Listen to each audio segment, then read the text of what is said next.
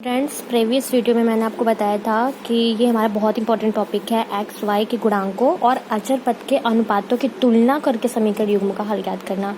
यानी कि हम बिना ग्राफ देखे हम सिर्फ केवल अपना जो समीकरण युग्म है उसे हम देख के उसके एक्स वाई के गुणांकों और अचर पद की तुलना करके हम कैसे पता कर सकते हैं। ठीक है, तो इस केस में हम करते क्या है, मैंने एक एग्जाम्पल में मैंने बोला था कि मैं आपको एग्जाम्पल के थ्रू समझाती हूँ। यहाँ पर मैंने 2 एग्जाम्पल लिया था। ठीक है, तो इसे हम क्या करते हैं, पहले वाली इक्वेशन को इस वाले समीकरण से तुलना करेंगे यानी कि a1x plus b1y plus c1 से, और इस वाले को हम इस वाले से a2x plus b2y plus c2y, इससे तुलना करके हम a1 b1 c1 a2 b2 c2 इसका मान पहले निकालते हैं। ठीक है, तो देखिए यहाँ से अगर आप कंपैरिजन करेंगे, ध्यान से देखिए, तो a1 बराबर इस समीकरण से इसकी तुलना करनी है। ठीक है, तो यहाँ पर a1 देखिए क्या है, x का गुणांक कितना है, यहाँ पर x का कितना है, तो a1 बराबर कितना हो जाएगा, 1 हो जाएगा ना। तो यहाँ पर आप लिखेंगे a1 बराबर 1। ठीक है, उसके बाद b1 बराबर क्या हो जाएगा, -7 और उसी प्रकार से c1 बराबर क्या हो जाएगा आपका 42। ठीक है, अब इस वाले समीकरण का इस वाले समीकरण से तुलना करिए तो a2 बराबर कितना हो जाएगा, a2 बराबर 1 हो जाएगा। ठीक है, अब b2 देखिए, b2 बराबर कितना हो जाएगा, -3 हो जाएगा, और फिर c2 बराबर करेंगे तो कितना हो जाएगा, -6 हो जाएगा। ठीक है, यहाँ तक सभी बच्चों को क्लियर है। अब कंपैरिजन करने के बाद करना क्या है, हमें a1/a2 b1/b2 और c1/c2 निकालना है। ठीक है, तो इनका जो अनुपात निकालेंगे उससे कुछ कंक्लूजन, कुछ केस पे पहुंचेंगे। तो हम पहले अपना अनुपात निकालते हैं। ठीक है, तो यहाँ से आप निकालेंगे a1/a2। ठीक है, तो आप अगर प्राप्त करेंगे a1/a2 तो यहाँ से देखिए a1/a2 इक्वल टू क्या आएगा, 1/1 यानी 1 आएगा। ठीक है, अब यहाँ से आप b1/b2 निकालेंगे तो कितना आएगा, -7/-3 यानी कि माइनस माइनस कैंसिल हो जाएगा, क्या हो जाएगा, 7/3। ठीक है, और उसके बाद आप c1/c2 निकालेंगे तो क्या हो जाएगा, 42/-6 यानी कि आप इसे कैंसिल करेंगे तो 6×7=42 यानी क्या हो जाएगा, 7/-1 आएगा। अब यहाँ से देखिए ये जो आपको मिला है a1/a2 b1/b2 और c1/c2, ठीक है, ये इससे हम कुछ कंक्लूजन पे पहुँचेंगे। वो क्या है और क्या हमें समझाना है इसमें, आप यहाँ पर ध्यान से समझिए कि अगर केस फर्स्ट क्या कहता है, देखिए केस फर्स्ट क्या कहता है,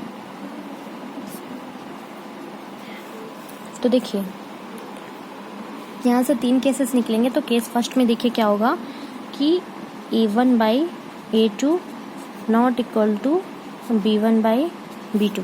यहाँ देखिए a1/a2 क्या b1/b2 के बराबर है, नहीं है। ठीक है, तो a1/a2 is not equal to b1/b2। ठीक है, तो जब a1/a2 not equal to b1/b2 होगा तो उसके बाद हमें c1/c2 से कंपैरिजन करने की ज़रूरत ही नहीं है। हम डायरेक्ट ये चीज़ बताएंगे इस कंक्लूजन पे कि अगर हमारा ये गुणांकों की तुलना करने पर जो इनका अनुपात हम निकालते हैं a1/a2 b1/b2, अगर वो आपस में इक्वल नहीं है, ठीक है, अगर हम ये निष्कर्ष पाते हैं तो हम सीधा बताते हैं कि ऐसे समीकरण युग्म का एक ही केवल अद्वितीय हल होगा। ठीक है, और उसका ग्राफ क्या होगा, प्रतिच्छेदी रेखाएं होंगी। ठीक है, तो आप समझ गए कि गुणांकों की तुलना करके हम कैसे करते हैं। हम गुणांकों की तुलना करने पर जब ये निष्कर्ष पाते हैं कि a1/a2 not equal to b1/b2, ये निष्कर्ष यदि हम पाते हैं तो हम सीधा बता सकते हैं कि उसका केवल ऐसे समीकरण का केवल एक ही अद्वितीय हल होगा और उसकी ग्राफ कैसी होंगी, प्रतिच्छेदी रेखाएं होंगी। तो आइए यहाँ पे लिखते हैं हम।